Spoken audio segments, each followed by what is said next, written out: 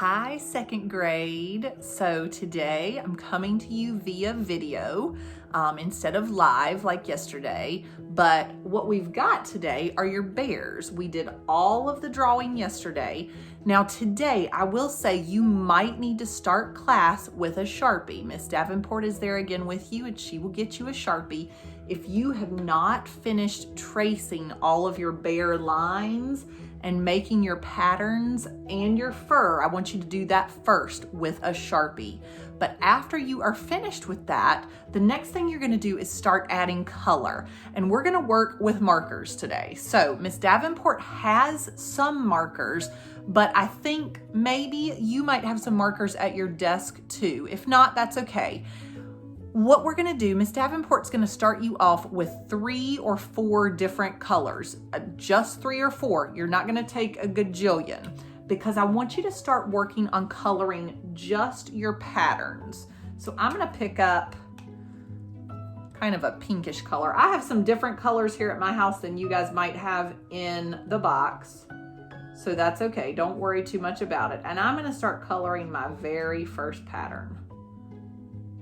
Notice how I'm going neatly, slowly and carefully, really staying inside all of those lines. Okay. Now, I don't want that whole pattern to have pink on it. I'm gonna switch. I am gonna do pink, but it's a different color pink. This is like a neon pink. So I'm gonna color that second section in. Just like this. Again, I want you to notice how I'm using my markers to color each separate section. I am not coloring this whole stripe of pattern with one color. I am really using my markers to create multiple colors, multiple colored pieces in this one stripe of my bear's sweater. See that? See how that's coming together? But I am gonna stick with a pattern in my coloring. So I'm gonna switch back to that kind of more of a peachy coral color that I had. And I'm gonna put it next. So when you're coloring, it's important to have color repetition too. Okay, so that our pattern remains a pattern and is not so random. So I've got one more little section that I'm gonna go back with the pink and fill in. See that last little bit that I needed to get? So now I have my whole first stripe of sweater done. I realized I missed a little piece right there. Okay, do you see that? My whole first sweater stripe is finished. So what I want you to do, I want you to spend time working on all 5, or you might have more than 5, of your sweater stripes today. This should take you the remainder of class, and maybe we may carry this into next week. I do not want you to rush.